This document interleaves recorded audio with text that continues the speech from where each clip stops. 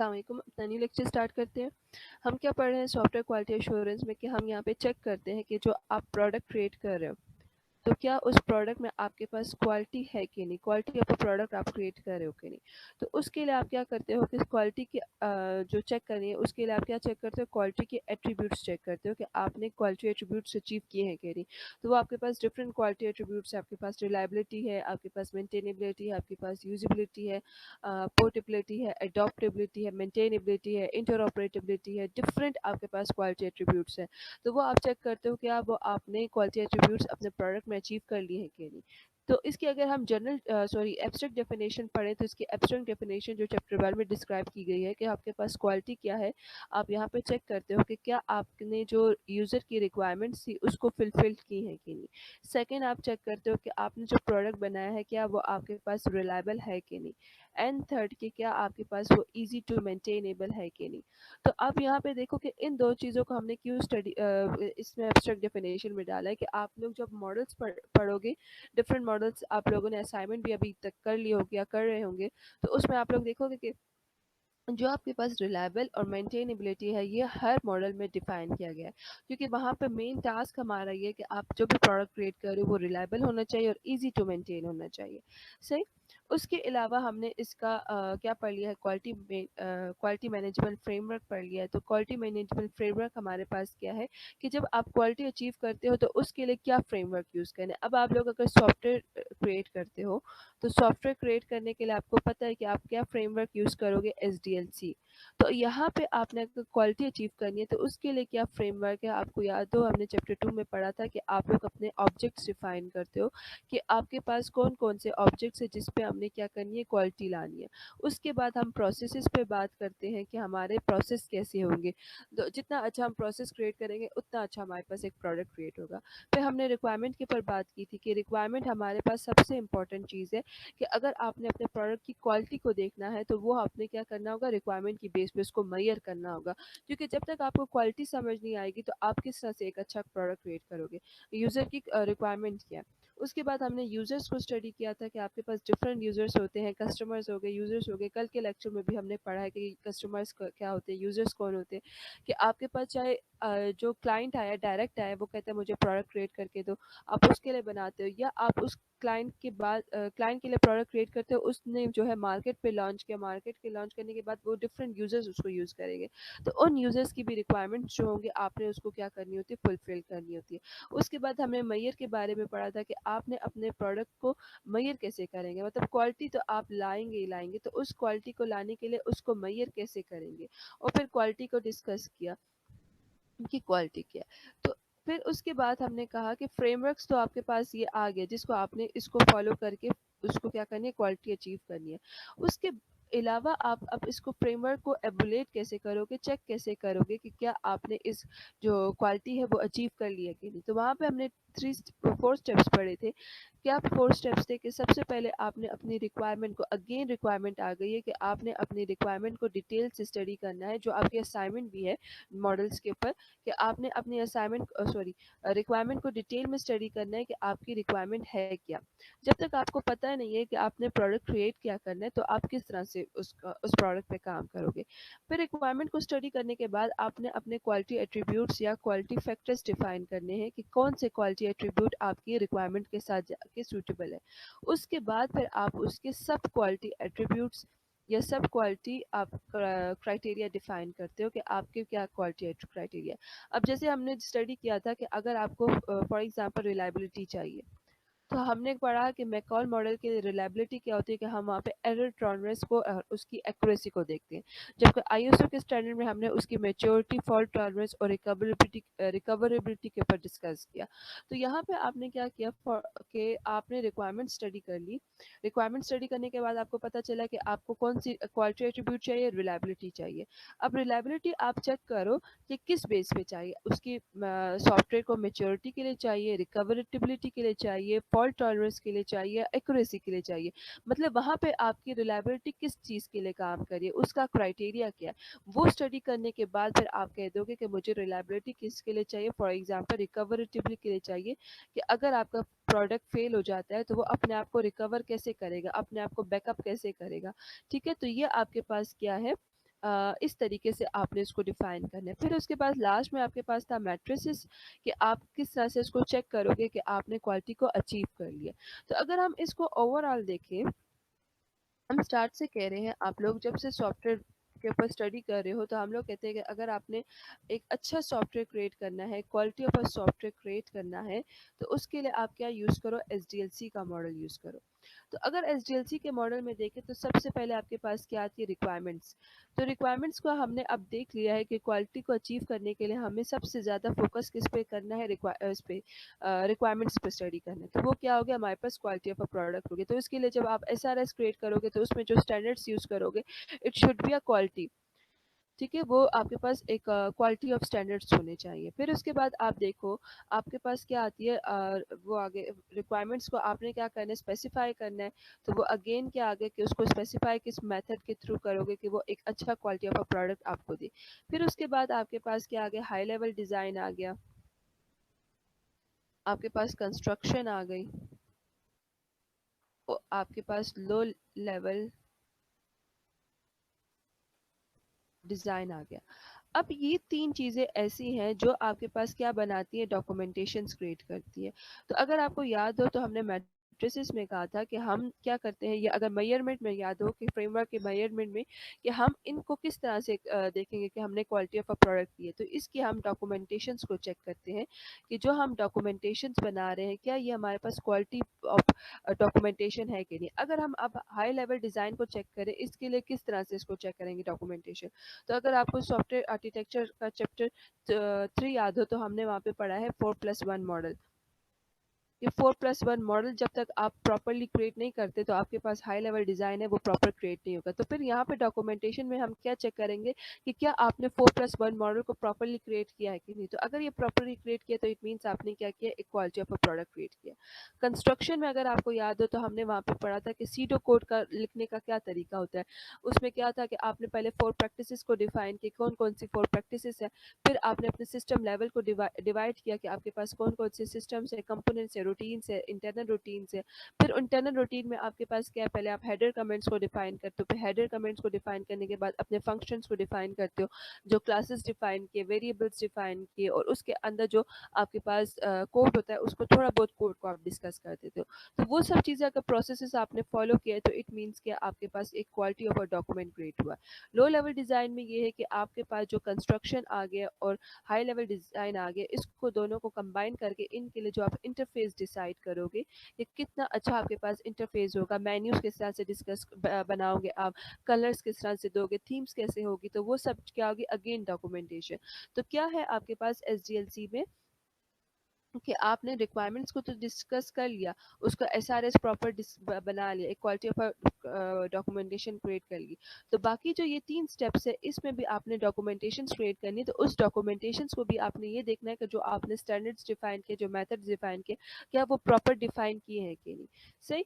फिर उसके बाद आपके पास कोडिंग आ गई। तो कोडिंग में आपने पढ़ा है कि आपके पास जो लाइन ऑफ कोड होता है, आप उसको कम से कम लाइन ऑफ कोड में कोड करने की कोशिश करते हो ताकि एक अच्छा प्रोडक्ट क्रिएट हो। फिर उसके बाद आ गई टेस्टिंग, जो आज का हमारा लेक्चर है कि हम टेस्टिंग को किस तरह से अचीव करेंगे कि हमारे पास एक क्वालिटी ऑफ अ प्रोडक्ट हो। फिर हमारे पास आगे मेंटेनेंस, आपके पास के मेंटेनेंस आपके पास कैसे होगी। तो ये अब सब देखें कि अगर आप ये सारे स्टेप्स प्रॉपरली अचीव कर रहे हो तो इट मीन्स क्या हुआ कि आपने क्या किया, एक क्वालिटी ऑफ अ प्रोडक्ट। और क्वालिटी ऑफ अ प्रोडक्ट क्या कि आपने एसडीएलसी के जितने प्रोसेस थे, जितने स्टैंडर्ड्स थे, उन सबको क्या किया, प्रॉपरली फॉलो किया। इसीलिए हम कहते हैं कि अगर आपने सॉफ्टवेयर क्रिएट करना है और एक क्वालिटी ऑफ प्रोडक्ट क्रिएट करना है तो आप क्या यूज़ करो, उसमें एसडीएलसी यूज़ करो। ठीक हो गया। तो आज का लेक्चर स्टार्ट करते हैं, विच इज़ सॉफ्टवेयर टेस्टिंग। हमने, अगर आपको प्रीवियस लेक्चर में भी याद हो तो उसमें हमने एरर्स को डिस्कस किया कि हमारे पास डिफरेंट, आपको जब पता चल जाता है कि आपके पास सिस्टम में डिफेक्ट्स हैं, तो आप फिर डिफेक्ट्स में देखते हो कि आपके पास किस तरह के डिफेक्ट्स है, क्या वो एरर है, क्या वो फॉल्ट है, क्या वो फेलियर है। ठीक है, एरर्स को हमने कहा था, एरर्स क्या होता है कि जो ह्यूमंस की तरफ से एरर्स आए होते हैं, उनकी तरफ से प्रॉब्लम्स, साइंटिक्स में आया हो गया, लॉजिकल प्रॉब्लम हो गई। फॉल्ट में क्या हो गया कि आपके पास जो आपने प्रोसेस डिफाइन किया था वो प्रॉपर्ली प्रोसेस डिफाइन नहीं किया, उसमें कोई मसला आ गया। तो जैसे आपके पास वो फॉल्ट हो गया तो आपका प्रोडक्ट क्या हो जाएगा, वो फेल हो जाएगा। तो ये क्या है कि जब आपके पास चाहे एरर आए, फॉल्ट आए, प्रोसेस आए, तो वो समटाइम्स क्या होता है कि वो जो एरर होती है, वो प्रॉब्लम होती है, वो बहुत हाई हो जाती है, बहुत हाई लेवल की होती है। तो वो हाई लेवल की प्रॉब्लम क्या करती है, ना सिर्फ आपके पास मनी लॉस करती है, बल्कि आपके पास ह्यूमन लॉस भी आपके पास कर सकती है। ठीक है, तो आपने वहाँ पे क्या करें, समटाइम्स हाई प्रॉब्लम्स हो सकती है, समटाइम्स आपके पास एक छोटी सी प्रॉब्लम होती है। वो छोटी सी प्रॉब्लम क्या हो सकती है, एक सेमीकोलन हो सकती है, लॉजिकल आपने प्रॉपर्ली डिफाइन नहीं किया उस कोड में। तो उस प्रॉब्लम की वजह से आपके पास क्या होता है कि आपको बिलियन ऑफ डॉलर्स का नुकसान होता है, या ह्यूमन लॉस का नुकसान हो सकता है। ठीक है, तो इन सब प्रॉब्लम्स को सॉल्व करने के लिए उन्होंने क्या इंट्रोड्यूस किया, हमारे पास सॉफ्टवेयर क्वालिटी को इंट्रोड्यूस किया। ठीक, तो अब हमने पढ़ लिया है कि सॉफ्टवेयर क्वालिटी क्या है, कि वो चेक करते हैं कि क्या आपने जो रिक्वायरमेंट्स है, फिर वही बात है, रिक्वायरमेंट्स है, उन सबको आपने अचीव कर लिया कि नहीं। अब उस सॉफ्टवेयर क्वालिटी को अचीव करने के लिए हमारे पास क्या थ्री टर्म्स यूज़ किए गए हैं। अब वो थ्री टर्म्स हमारे पास डिफरेंट थ्री टर्म्स हैं। और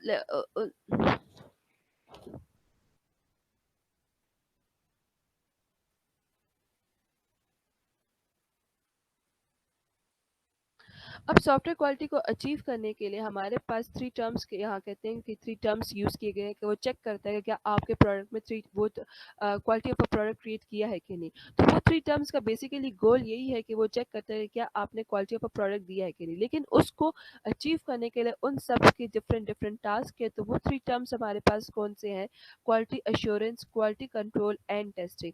तो आज का हमारा लेक्चर जिस पे फोकस है टेस्टिंग पे, इंशाल्लाह नेक्स्ट लेक्चर वो कौन सा हमारे पास क्वालिटी एश्योरेंस पे।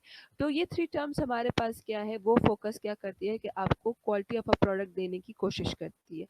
तो इसको डिस्कस कर लेते हैं। क्वालिटी एश्योरेंस और क्वालिटी कंट्रोल को हमने चैप्टर 1 में भी डिस्कस किया है। कि क्वालिटी एश्योरेंस क्या करती है, कि हम लोगों ने जो डिफरेंट स्टैंडर्ड्स यूज़ करके, डिफरेंट प्रोसेस यूज़ करके हम देखते हैं, इंश्योर करते हैं कि फ्यूचर में हमारे पास जो एरर्स हैं वो नहीं आएंगे, वो आपके एरर्स को प्रिवेंट करेंगे आने के लिए। ठीक है, और क्वालिटी कंट्रोल क्या है, कि वो आपके पास चेक करती है कि जो आप लोगों ने रिक्वायरमेंट्स डिफाइन किए, क्या आपका प्रोडक्ट्स उस रिक्वायरमेंट्स के मुताबिक बन रहा है कि नहीं। और वह वहाँ पे क्या करती है कि प्रोडक्ट्स को डिटेक्ट करते, सॉरी, एरर्स को डिटेक्ट करती है कि आपके पास कोई एरर्स हैं कि नहीं। तो जैसे ही आपको पता चल गया कि आपके पास एरर्स हैं, तो वो फिर आप क्या करते हो, टेस्टिंग के थ्रू उनको क्या करते हो, सॉल्व करने की कोशिश करते हो, उनके लिए डिफरेंट सोल्यूशंस डिफाइन करते हो। तो यहाँ पे आपके पास क्वालिटी एश्योरेंस पे फोकस कहाँ पे होता है, प्रोसेसेस के ऊपर होता है, क्वालिटी कंट्रोल के प्रोडक्ट के ऊपर होता है। अब यहाँ पे प्रोसेस क्या है, कि जो आपने प्रोडक्ट बना लिया है, तो फ्यूचर में जब वो प्रोसेस काम करेगा, तो अगर उसमें कोई एरर आता है, तो वो प्रोसेस किस तरह से हैंडल करेगा। सही, यहाँ पे क्वालिटी कंट्रोल हम पूरे प्रोडक्ट में अपने उस एरर्स को क्या देखते हैं, कि हमारे पास जो है पूरे प्रोडक्ट में एरर तो नहीं आ रहे। और यहाँ पे हम क्या करते हैं, अपने सोर्स कोड और अपने डिज़ाइन को चेक करते हैं कि हमारा जो सोर्स कोड है, जो हमने कोड डिफाइन किया, उसमें तो कोई एरर नहीं है। डिज़ाइन में क्या है, कि जो हमने कंपोनेंट्स डिज़ाइन किया आर्किटेक्चर में, जो हमने लो लेवल डिज़ाइन में जो उनका इंटरफेस डिज़ाइन किया है, तो वो क्या हमारे सोर्स कोड के साथ, हमारे कोड के साथ प्रॉपर्ली काम कर रहे हैं कि नहीं। तो वो सब चीज़ें हमने कहाँ की, टेस्टिंग में चेक की। अब यहाँ पे क्या हम काम करते हैं, कि इसको प्रिवेंट करते हैं क्वालिटी एश्योरेंस में, क्वालिटी कंट्रोल में वेरीफाई करते हैं कि क्या हमने जो रिक्वायरमेंट्स डिफाइन की थी उसी के मुताबिक हमारा सिस्टम क्रिएट किया गया है कि नहीं, उसमें कोई प्रॉब्लम तो नहीं आई। और यहाँ पे हम अपने एरर्स को क्या करते हैं, डिटेक्ट करते हैं और उनको सॉल्व करते हैं। यहाँ पे इनको करता कौन है, स्टेक होल्डर्स वही हो गए, कि आपके यूजर्स जो इसको यूज़ करेंगे। ठीक है, यूजर्स जब यूज़ कर रहे होंगे, तो वहाँ पे क्या कोई एरर्स तो नहीं आते, और अगर आते हैं तो आपका प्रोडक्ट कितने अच्छे से उसको प्रिवेंट करता है। यहाँ पे क्वालिटी कंट्रोल में आपकी जितनी टीम मेंबर्स हो गए, और टेस्टिंग में आपके पास जो टेस्टिंग टीम मेंबर्स है एंड डेवलपर्स। डेवलपर्स आपके पास सिर्फ और सिर्फ यूनिट टेस्टिंग में इन्वॉल्व होते हैं, बाकी किसी टेस्टिंग में वो इन्वॉल्व नहीं होते। ठीक है, और ये कब हमारे पास होगा, ये आपके पास quality assurance throughout the process, मतलब जब तक आपका जो प्रोडक्ट चल रहा है, आप उसको यूज़ कर रहे हो, उसके प्रोसेसेस को, तो वो थ्रू आउट द प्रोडक्ट उसको एश्योर करेगा। क्वालिटी कंट्रोल जब तक आपके पास प्रोडक्ट रिलीज नहीं हो जाता, मतलब पूरा प्रोडक्ट रिलीज हो गया, तो आप कहते हो कि हमने क्वालिटी कंट्रोल किया, अब इसमें कोई एरर नहीं है। एंड टेस्टिंग हमारे पास, जो जब आपके पास टेस्टिंग का प्रोसेस कंटिन्यू हो रहा है, तो वहाँ पे आप उसको टेस्टिंग को चेक करते हो। सही, तो अपनी अब सॉफ्टवेयर टेस्टिंग को स्टार्ट करते हैं, कि व्हाट इज टेस्टिंग, हमारे पास सॉफ्टवेयर टेस्टिंग है क्या। ये हमारे पास एक ऐसा प्रोसेस है जहाँ पे हम चेक करते हैं कि जो हमने प्रोडक्ट जो क्रिएट कर रहे हैं या जो हम प्रोडक्ट प्रोसेस क्रिएट कर रहे हैं, क्या ये करेक्ट है कि नहीं। इसमें हमारे पास कंप्लीटनेस यही है कि क्या ये यूज़र की रिक्वायरमेंट्स के मुताबिक है कि नहीं, क्या ये हमारे सिस्टम की रिक्वायरमेंट्स के मुताबिक है कि नहीं। और एट द एंड हम क्या चेक करते हैं कि क्या हमने एक quality of a product create किया है कि नहीं। ठीक है। तो सॉफ्टवेयर टेस्टिंग क्या चेक करती है कि क्या आपका जो प्रोडक्ट क्रिएट कर रही है, प्रोसेस क्रिएट कर रहे हो, उसमें करेक्टनेस है कि नहीं, उसमें मतलब कोई प्रॉब्लम तो नहीं है, कोई एरर तो नहीं है। और कंप्लीटनेस के जो आपने प्रोडक्ट या प्रोसेस क्रिएट किया, क्या ये हमारी यूज़र की और सिस्टम की रिक्वायरमेंट्स के मुताबिक है कि नहीं। अगर ये दोनों कंप्लीट है, अगर उसमें कोई प्रॉब्लम नहीं है और वो कंप्लीट है, वो यूज रिक्वायरमेंट्स के मुताबिक है, तो एट द एंड क्या किया, आपके पास एक quality of a product create हुआ। तो यहाँ पे हमारे पास क्या होता है कि इसमें प्रोसेसेस क्या हो रहे थे कि हम जो प्रोग्राम बनाया होता है उसको एग्जीक्यूट करते हैं। उसको एग्जीक्यूट करते टाइम पे हम क्या चेक करते हैं, उसको किस तरह से चेक करते हैं, एक पॉजिटिव और एक नेगेटिव कंडीशन के साथ। ये क्या है, आप जनरली आप खुद भी कोडिंग करते हो तो उसमें भी आप ये चीज़ यूज़ कर रहे होते हो। फॉर एग्जांपल आप इवन नंबर के लिए आपने कोड किया है, ठीक है। तो इवन नंबर के लिए आपने कोड कर लिया, तो सबसे पहले आप उसको किस तरह से चेक करोगे, इवन नंबर डाल के चेक करोगे। फॉर एग्जांपल मैंने 4 नंबर डाला, तो मैं चेक करती हूँ कि 4 नंबर डालने के बाद क्या मुझे रिजल्ट देता है। तो ये मेरे पास क्या है, ये पॉजिटिव कंडीशन जो मैंने कंडीशन वहाँ लगाई थी उसके साथ मैं चेक करती हूँ। फिर मैं नेगेटिव कंडीशन के लिए फॉर एग्जांपल मैं यहाँ पे 5 डाल के देखती हूँ कि क्या मुझे ये इसका क्या रिजल्ट देता है, क्या मुझे ये एरर यहाँ पे देता है, या मेरी कंडीशन को फेल करता है कि नहीं, या फिर मुझे ये सक्सेस करके रिजल्ट करके देखते हैं। तो वो मेरी क्या है, नेगेटिव कंडीशन। तो यहाँ पे तो मेरे पास रिजल्ट क्या आना चाहिए, सक्सेस आना चाहिए था। और यहाँ पे रिजल्ट मुझे क्या चाहिए कि मेरी जो कंडीशन फेल मीन्स कि मुझे यहाँ पे जो वो कह दे कि आपने डेटा गलत डाला है या अनसक्सेसफुली आपके पास रिजल्ट आया। ठीक है। तो ये क्या हुआ, आपके पास एक पॉजिटिव कंडीशन, नेगेटिव कंडीशन। जब कभी भी आप कोड करते हो आप ये चीज़ लाजमी फॉलो करते हो। कभी भी आप पॉजिटिव मतलब जो पॉजिटिव कंडीशन है, जो उसकी कंडीशन है, जो उसके साथ मैच रिजल्ट हो गया, उसको चेक करके आप उस पे वहीं पे स्टॉप नहीं करते। आप लाज़मी वहाँ पे एक रॉन्ग इनपुट डाल के देखते हो कि क्या मेरे जो सिस्टम है मुझे क्या रिस्पॉन्स दे रहा है। ठीक है। तो ये इसकी पॉजिटिव एंड नेगेटिव कंडीशन, इसका ये मतलब है कि आप पहले उसकी अपनी जो कंडीशन है, प्रॉपर कंडीशन, जैसे प्राइम नंबर्स है उसके लिए आप देखते हो। तो प्राइम नंबर्स क्या हो गया कि आप पहले एक प्राइम नंबर डाल के देखोगे कि प्राइम नंबर आपके पास रिजल्ट क्या देख रहे हैं, और फिर एक जो प्राइम नंबर नहीं है उसको, या आप फिर ये देखोगे। फॉर एग्जांपल अगर लॉगिन के लिए आप क्रिएट कर रहे हो, तो लॉगिन के लिए क्या करोगे, सबसे पहले जो करेक्ट यूजर नेम है आप उसको डाल के देखोगे, और जो करेक्ट पासवर्ड है उसको डाल के देखोगे कि उससे आपके पास रिजल्ट क्या आ रहा है, कि वो डेटाबेस से आपसे रिजल्ट ले रहा है कि नहीं।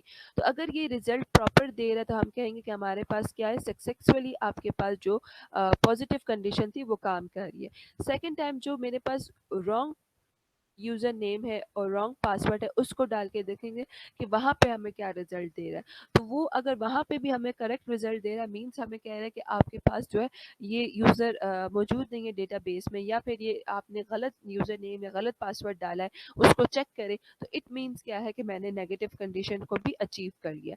तो यहाँ पे आप दो तरीकों से टेस्टिंग कर सकते हो, manual testing and automated testing. लेकिन जब टेस्टिंग आप करते हो तो वहाँ पे लाजमी है कि आप मैनुअल टेस्टिंग करो। मैनुअल टेस्टिंग करने के बाद फिर आप उसको ऑटोमेटेड टेस्टिंग कर सकते हो, लेकिन मैनुअल लाजमी है। आप ऑटोमेटेड कर ही नहीं सकते जब तक आप मैनुअल नहीं कर सकते। उसकी रीजंस क्या क्या वजूहत है वो इंशाल्लाह आप नेक्स्ट सेमेस्टर में फिर इसको बहुत डिटेल में पढ़ोगे। यहाँ पे आज हम black box testing, white box testing को जस्ट स्टडी करेंगे कि वो होती क्या है। फिर इंशाल्लाह फ्यूचर में आप लोग जब वो नेक्स्ट सेमेस्टर में जाओगे, सॉफ्टवेयर टेस्टिंग का पूरा सब्जेक्ट जो पढ़ोगे, तो उसमें फिर उसकी टेक्निक्स पढ़ोगे कि वाइट बॉक्स टेस्टिंग की क्या क्या टेक्निक्स है, ब्लैक बॉक्स टेस्टिंग की क्या क्या टेक्निक्स है, उसको हम इम्प्लीमेंट कैसे करते हैं। यहाँ पे सिर्फ आप ये पढ़ोगे कि टेस्टिंग करने के क्वालिटी ऑफ अ प्रोडक्ट लाने के लिए टेस्टिंग क्यों हमारे पास ज़रूरी है, सही। तो उसमें हम क्या चेक करते हैं, स्पेसिफिकेशन, कि आपकी जो रिक्वायरमेंट है क्या वो उसके मुताबिक आपका सिस्टम बना है कि नहीं। जो फिर रिक्वायरमेंट डिफाइन किए, जो आपके पास कंपोनेंट्स है वो प्रॉपरली काम कर रहे हैं कि नहीं। और उसकी परफॉर्मेंस आप यहाँ पे चेक करते हो कि उसकी परफॉर्मेंस क्या है। तो मेन ऑब्जेक्टिव्स हमारे यहाँ पे यही है कि हम यहाँ पे कोशिश करते हैं कि ज़्यादा से ज़्यादा जो एरर्स है उनको हम उनको लोकेट कर सके और उनको रिमूव कर सके। ठीक है। आपको अब एरर्स पता चल गए कि एरर्स क्या है। ठीक है। अब आपका नेक्स्ट टास्क क्या है कि उनको रिमूव करना। आप लोकेट तो कर लिया, लेकिन नेक्स्ट टाइम आप जब तक आप उसको रिमूव नहीं करते तो किस तरह से आपके पास एक क्वालिटी ऑफ अ प्रोडक्ट होगा। सही। सेकंड ये है कि आप डिमॉन्स्ट्रेट करते हो कि आपके पास जो जो रिक्वायरमेंट्स आई है आपने एज इट इज अपना सिस्टम क्रिएट किया है। तो ये आपके पास क्या होगी, सेकंड इसका ऑब्जेक्टिव हो गया। थर्ड यहाँ पे ऑब्जेक्टिव ये है कि आपने अगर आप quality of a product achieve करनी है तो उसमें आपने जब टेस्टिंग करनी है तो उसमें कोशिश करनी है कि आपके पास जो है मिनिमम कॉस्ट एंड इफेक्ट्स हो।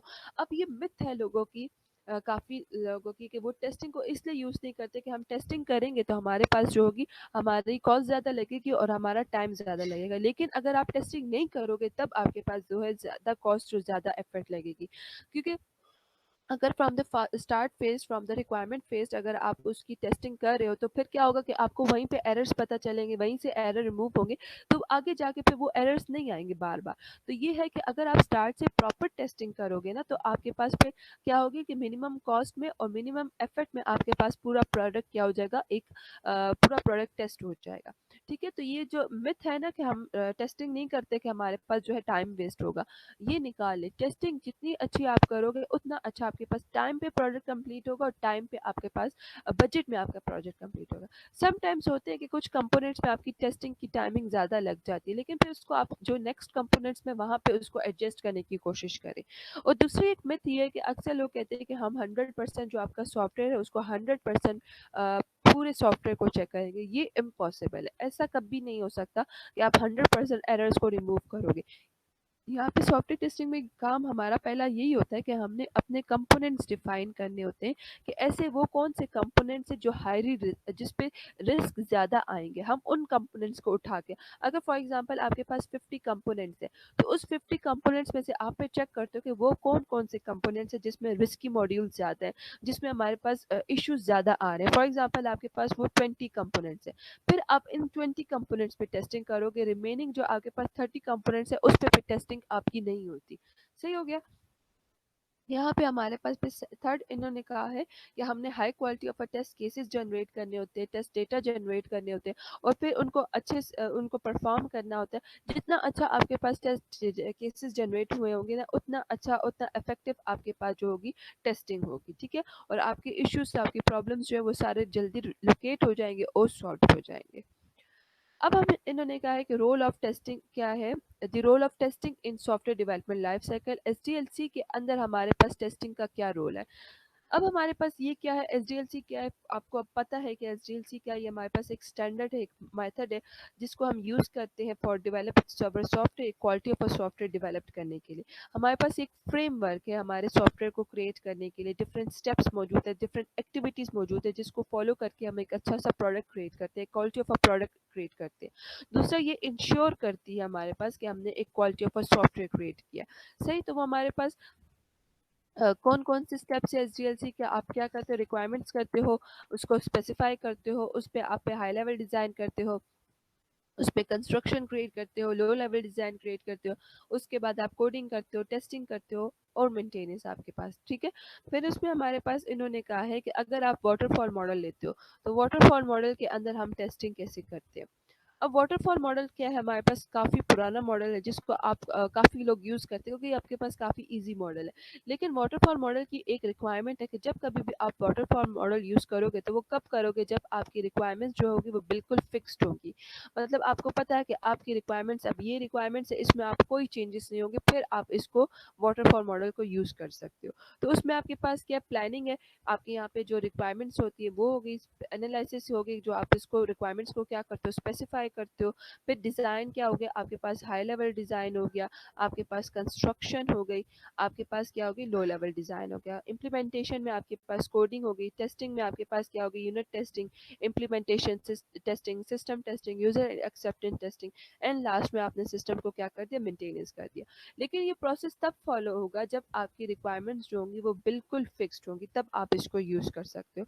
तो अब इसके अंदर हम टेस्टिंग कब करेंगे, अब आप देख रहे हो कि पहले आपने रिक्वायरमेंट्स गैदर कर दी, स्पेसिफिकेशन कर दी, डिज़ाइन कर दिया, उसमें हाई लेवल डिज़ाइन हो गया, कंस्ट्रक्शन हो गया, लो लेवल डिज़ाइन हो गया, कोडिंग हो गई, उसके बाद जाके आप क्या करोगे, टेस्टिंग करोगे।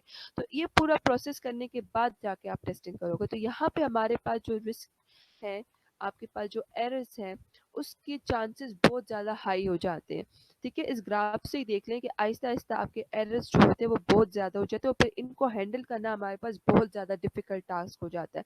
क्योंकि आप लोग जो है प्लानिंग, डिज़ाइन, इम्प्लीमेंटेशन ये स्टेप्स करने के बाद टेस्ट करते हो। तो यहाँ पे आप टेस्टिंग किसकी करते हो कि आपका जो प्रोडक्ट आया होता है उसकी टेस्टिंग करते हो। फिर वहाँ पे आपको पता चलता है, फॉर एग्जांपल यहाँ पे रिक्वायरमेंट में आपने कोई एरर कर दिया है।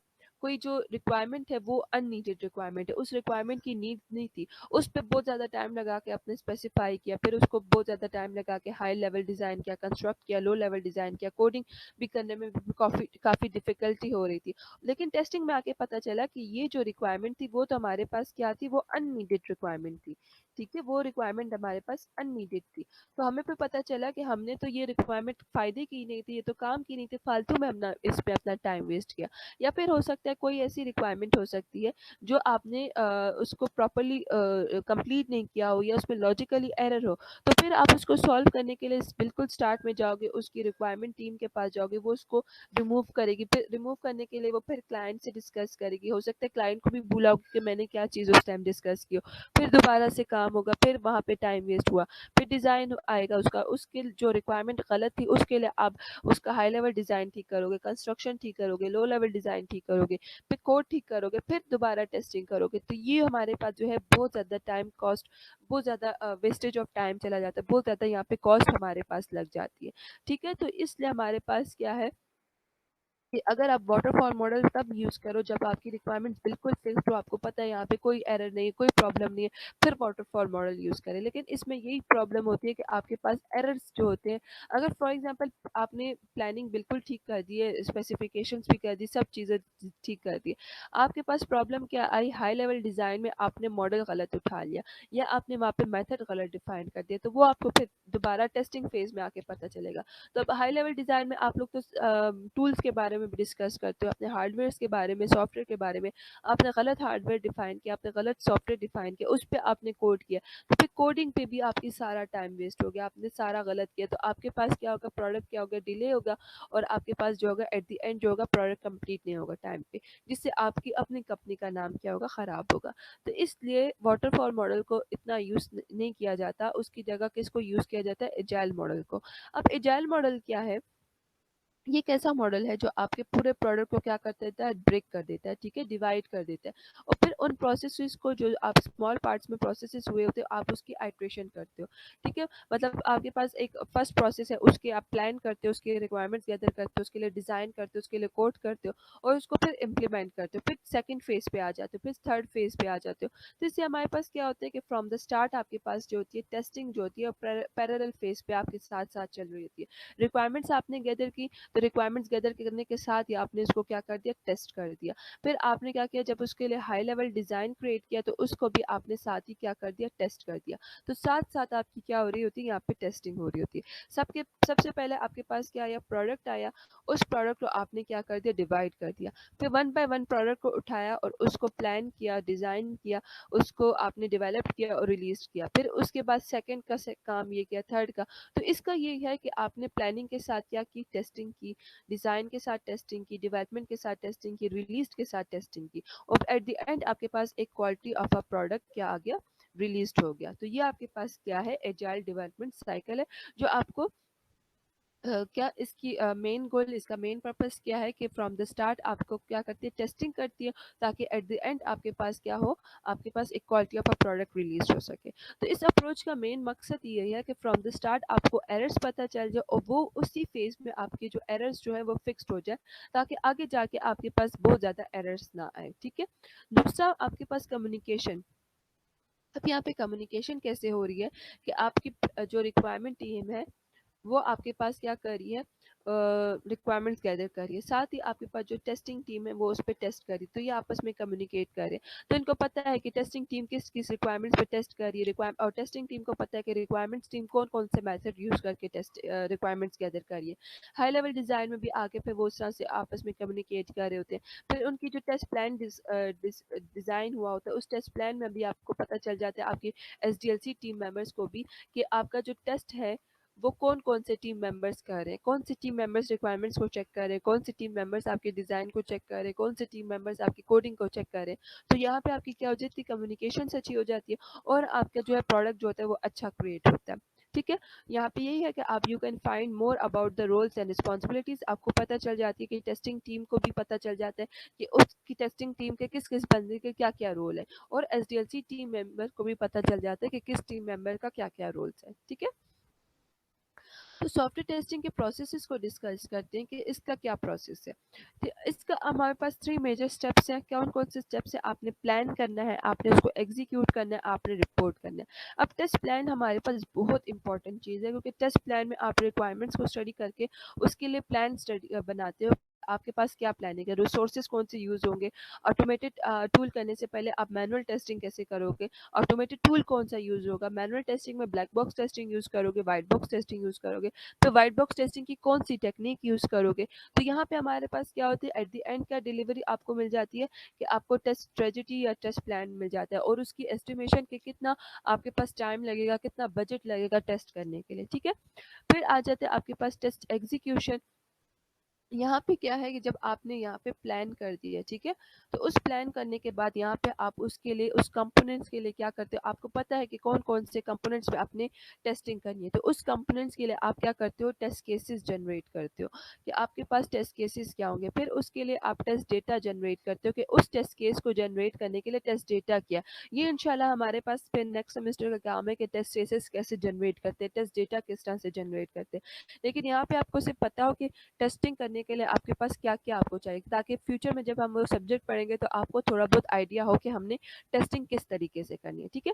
तो टेस्ट एग्जीक्यूशन में आपने तो पहले टेस्ट केसेस, टेस्ट डेटा बता दिए, फिर वहाँ पे एनवायरनमेंट को डिस्कस करते हैं कि जब आप ये जो प्रोडक्ट है अपना, जब वो यूज़र को देंगे, ठीक है, कोई वेबसाइट फॉर एग्जांपल आपने क्रिएट किया है, तो वेबसाइट को जब यूज़र को देंगे तो उसके लिए कौन-कौन सा सर्वर, डेटाबेस और कितनी कैपेबिलिटी का डेटाबेस, वो सब चीज़ें आप उसको डिफाइन करके अपनी ऑर्गेनाइजेशन में उसको उस तरह का एनवायरनमेंट जनरेट करते हो और उसमें फिर उस वेबसाइट को रन करके देखते हो कि वहाँ पे क्या-क्या प्रॉब्लम आ रही है ताकि हम सॉल्व कर दें। ताकि जब फ्यूचर में हम यूज़र को वो एनवायरनमेंट बना के दें तो वहाँ पे वो प्रॉब्लम्स नहीं आने चाहिए।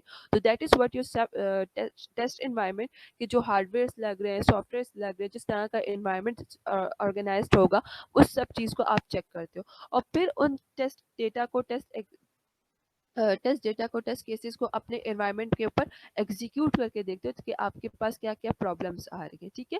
और फिर टेस्ट रिपोर्टिंग में कि जो-जो यहाँ पे प्रॉब्लम्स आ रही हैं, जो-जो आपके पास एरर आ रही है, जो जिस तरीके से आप उस एरर को रिमूव करें, उन सबको आप क्या करते हो, रिपोर्ट करते हो। एक एरर को भी रिमूव करोगे ना, तो उस एरर को रिमूव करने से पहले भी आपने जो-जो स्टेप्स किए, जो-जो प्रोसेस किए, उन सबको आप क्या करते हो, प्रॉपर्ली उसका एक रिपोर्ट जनरेट करते हो।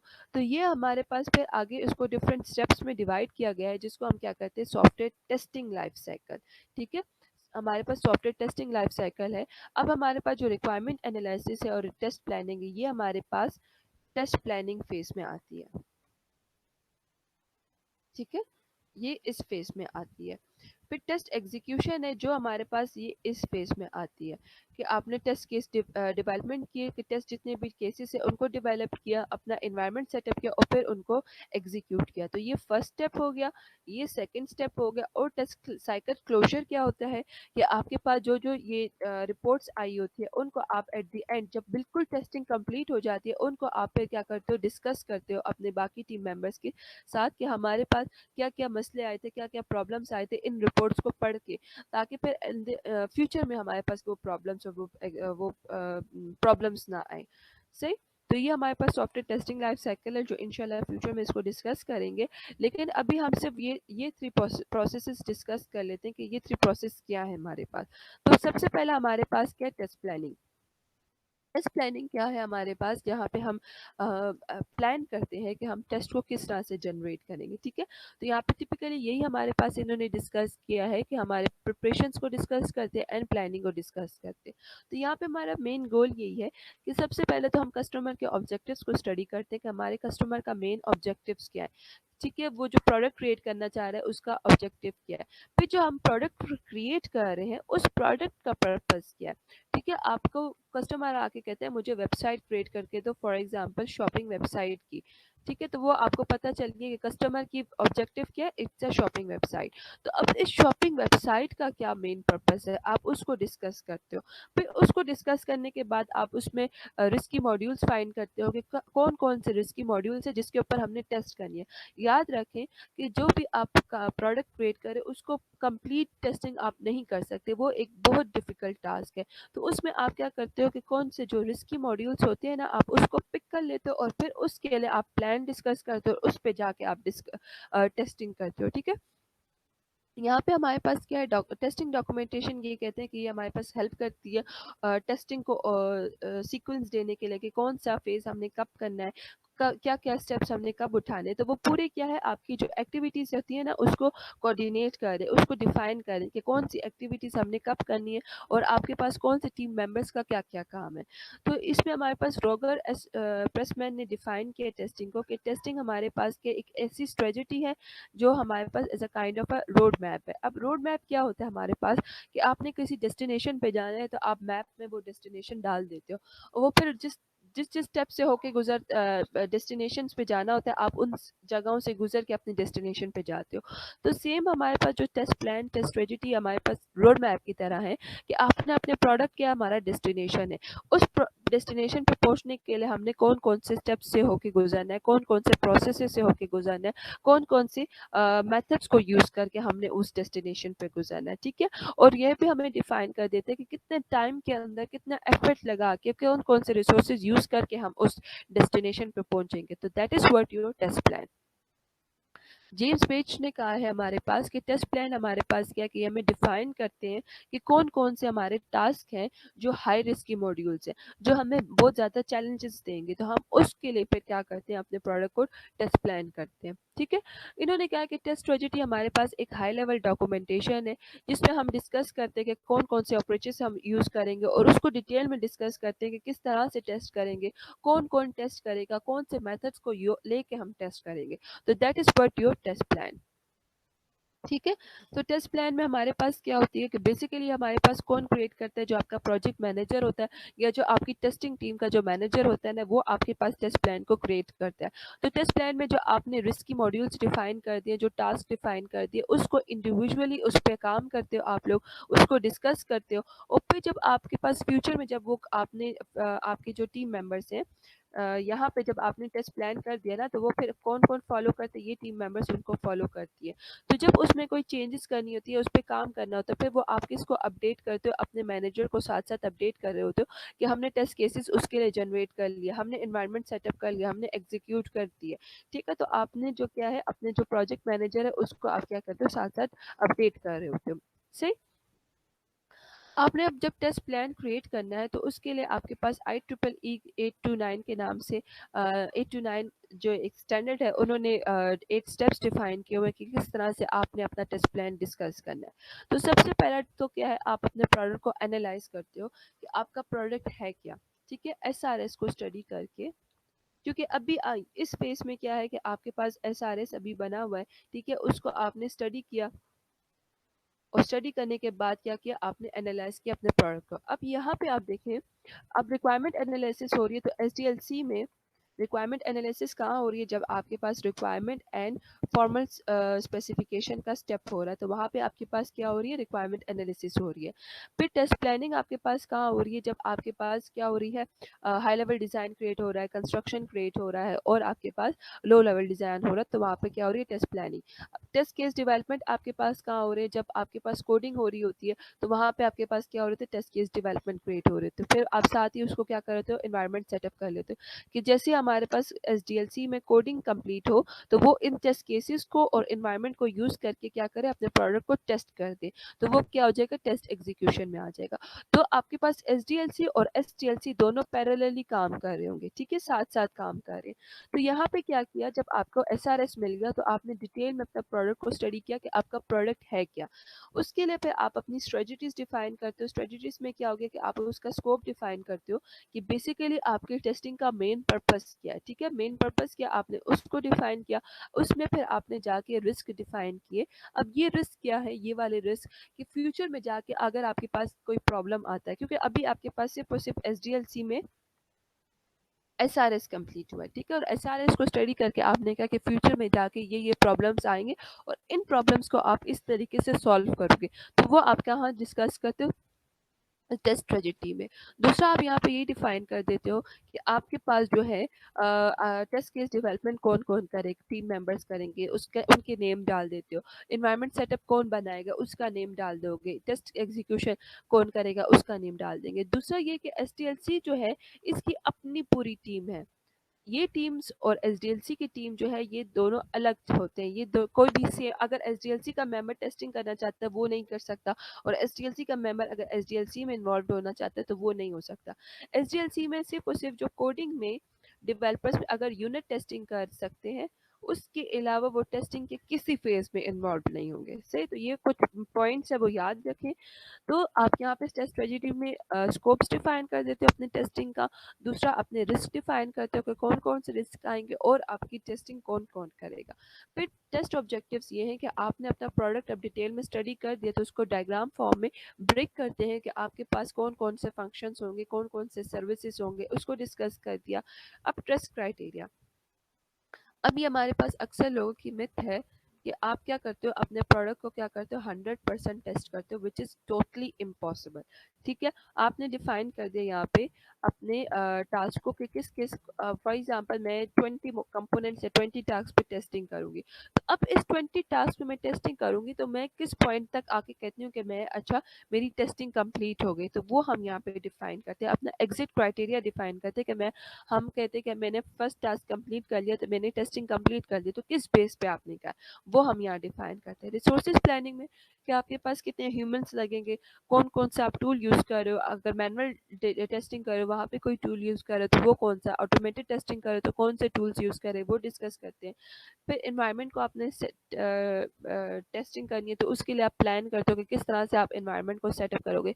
यहाँ पे क्या है पूरी डॉक्यूमेंट क्रिएट हो रही है, यहाँ पे अगेन कोई काम नहीं हुआ, सिर्फ और सिर्फ डॉक्यूमेंटेशन क्रिएट हो रही है। शेड्यूल एंड एस्टिमेशन फिर आपकी इन सब स्टेप्स की बेस पे होती है कि शेड्यूल एंड एस्टिमेशन के कोई अगर टूल चाहिए तो कोई बजट आपको चाहिए, कितने टाइमिंग के अंदर आपकी टेस्टिंग होगी और लास्ट में आपकी डिलीवरी से हो जाती है कि कौन कौन सी डॉक्यूमेंटेशन आपको मिलेंगी। तो ये सब चीज़ें आप कहाँ पे डिस्कस करते हो, अपनी टेस्ट प्लानिंग के अंदर डिस्कस करते हो। ठीक है, तो ये आज का आपका लेक्चर था।